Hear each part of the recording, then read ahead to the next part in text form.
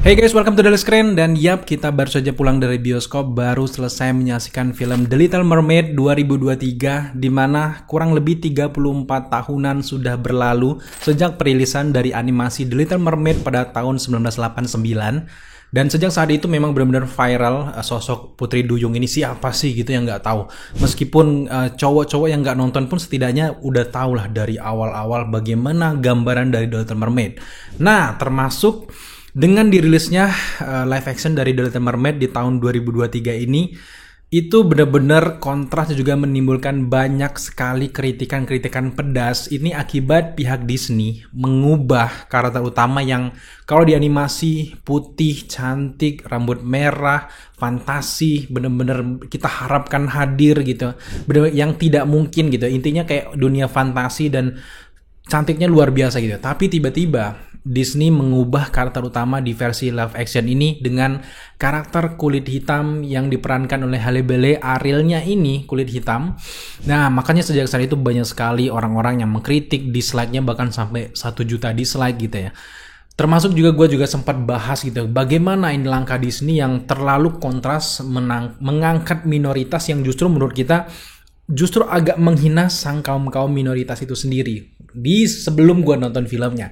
Tapi setelah gue nonton film The Little Mermaid ini, pandangan gue agak sedikit berbeda. Tapi sebelum kita membahas lebih jauh bagaimana pendapat gue, apakah gue puas dengan film ini, kita akan jelaskan sedikit sinopsis dari film The Little Mermaid ini.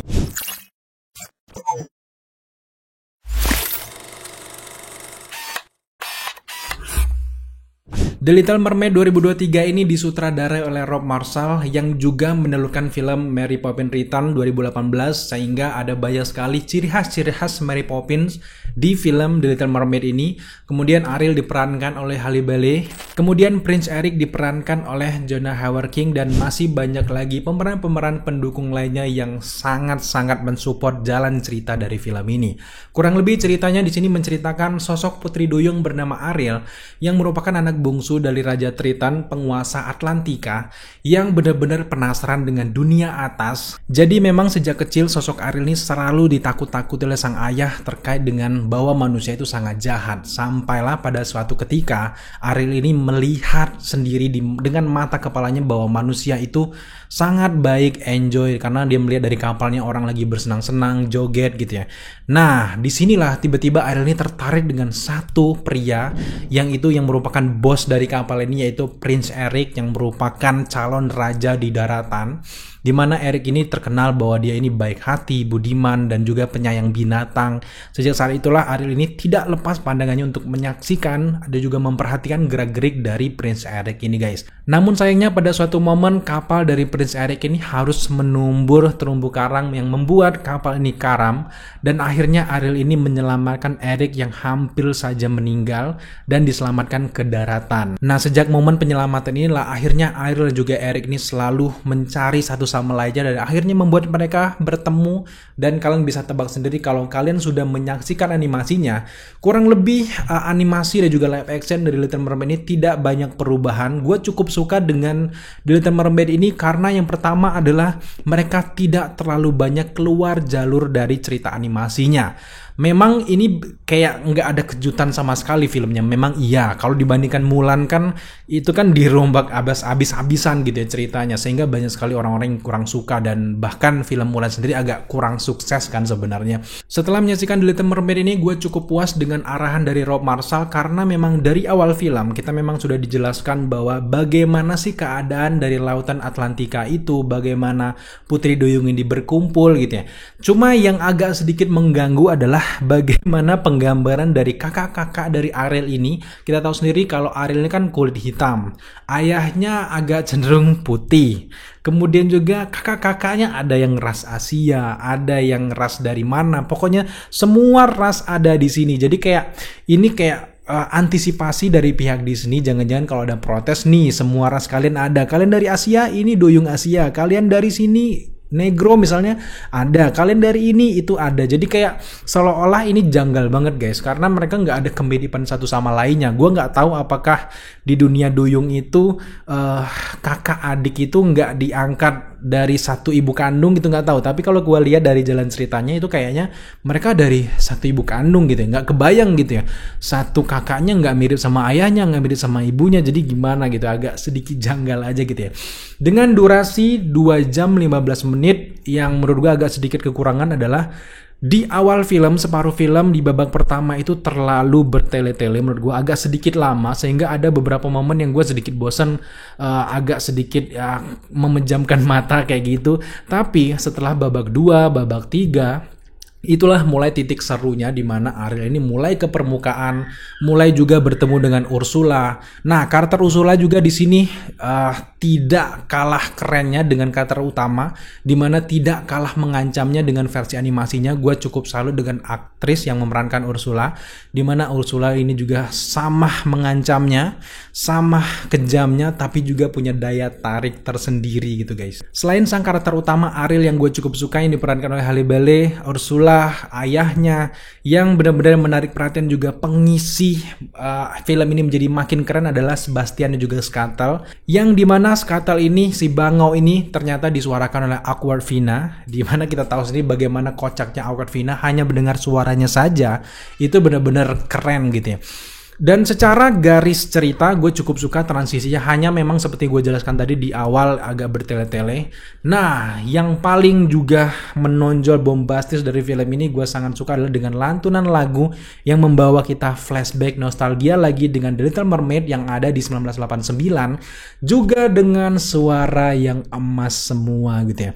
Tadinya gue pikir bahwa banyak orang-orang yang mengatakan bahwa terpilihnya Halle Bailey sebagai Ariel itu karena suaranya. Gue jadi mikir kenapa nggak di dubbing aja kayak film-film lainnya gitu, penyanyinya gitu. Nah, setelah menyaksikan film ini gue baru ngerti bahwa dengan mendubbing itu membuat kesan dari sebuah film itu tidak natural. Nah, di sini siapa yang memerankan karakter tersebut itulah yang menyanyikan lagu-lagu yang ada di film ini. Jadinya nggak ada kontras suara lah gitu. Kalau tiba-tiba kan ada beberapa film yang ketika dia bernyanyi itu beda banget suaranya, jadi kayak itu bukan suara dia, jadi penonton sadar. Nah, di film ini kelebihannya adalah itu natural banget, karena memang orang yang memerankan karakter Ursula, orang yang memerankan karakter Ariel, itulah yang menyanyikan lagunya. Gue juga sempat ngelihat BTS mereka bagaimana mengisi suaranya, jadi memang terkesan sangat natural. Termasuk juga karakter ataupun suara dari Awkwafina yang memerankan Skatel itu juga ikut bernyanyi. Kita tahu sendiri kan suara dari Awkwafina kan kayak gitu, awkward gitu, jadi kayak sumbang gitu. Tapi di sini dia nge-rap bersama dengan Sebastian,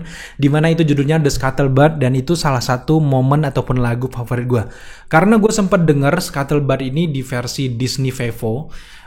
Itu kan sumbang banget gitu. Banyak sekali teman-teman di luar negeri itu berkomentar, gue sangat menikmati lagu ini kalau di mute dan sebagainya gitu ya.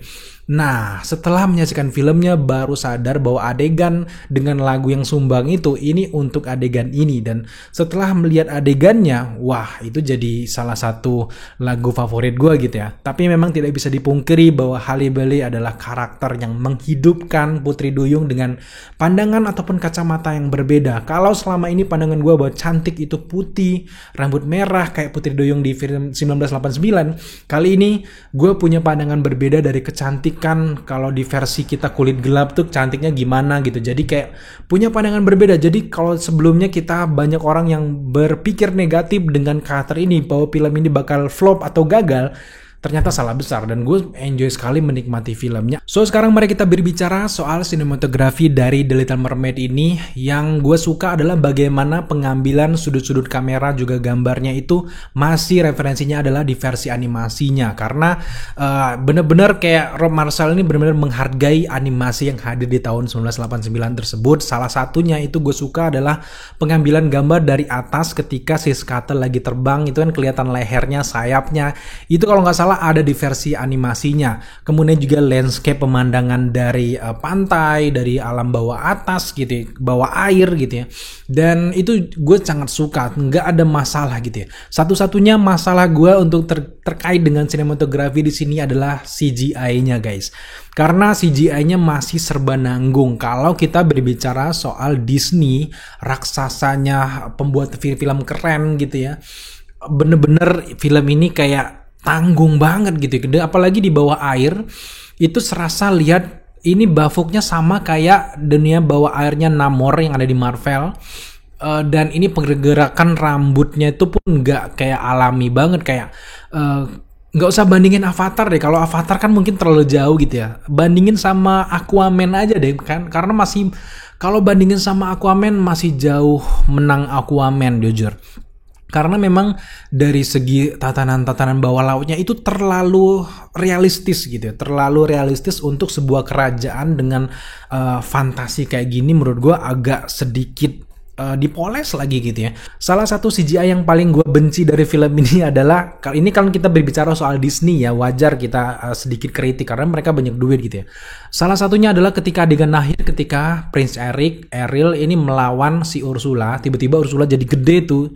Dan ketika dia jadi gede, itulah mulai terlihat bahwa ini mentah dan juga bafuk parah gitu ya. Karena tiba-tiba juga ini dibuat jadi malam hari, jadi tone-nya gelap, seolah-olah gelapnya ini tuh menutupi dengan kualitas CGI yang jelek itu. Jadi ya kayak gitu, mau cepet-cepetan gitu ya. Mereka intinya mau cuan banyak dengan modal CGI yang dikit gitu ya. Banyak sekali di sini hal-hal adegan-adegan yang kayak terkesan menghindari CGI supaya mereka itu kayak menghemat budget gitu ya. Salah satunya kayak ketika Putri Duyungnya keluar ke permukaan semua pas si Ariel juga Eric ini menikah, kan itu benar-benar bapaknya kayak manusia biasa yang tenggelam aja di pantai gitu. kayak gimana gitu ya. So secara keseluruhan gue cukup suka dengan The Little Mermaid ini. Jadi setelah menyaksikan film ini gue punya pandangan berbeda bagaimana kecantikan itu. Karena kalau selama ini kalau kita melihat Putri Duyung putih, mulus, dan fantasi, setelah melihat Halle Bailey sebagai Ariel, gue jadi bisa menerima, legowo, dan lebih punya kayak sifat open-minded untuk film-film kedepannya. Dan bisa dibilang The Little Mermaid ini adalah salah satu adaptasi live action dari Disney yang diambil dari animasinya yang salah satu yang terbaik gitu ya. Bahkan kalau Mulan jauh lah ya, film ini lebih baik gitu ya. Gue memberikan skor untuk The Little Mermaid ini di 8 dari 10. So buat teman-teman yang mungkin penasaran dengan film ini, silakan kalian tonton bersama dengan keluarga atau orang tersayang kalian, karena jangan sendirian. Apalagi kalau kalian cowok, jangan sendirian karena samping kanan kalian pasti ada orang tua yang bawa anak-anak. Jadi kayak berasa kita nih nonton film cewek gitu. So, thank you buat teman-teman sudah menyaksikan review kita kali ini. Jika kalian suka dengan konten seperti ini, jangan lupa dukung kita dengan cara subscribe, like, komen, dan share. Serta jangan lupa juga untuk nyalakan notifikasi agar kalian mengetahui apabila kita mengupload video setiap harinya. Thank you guys.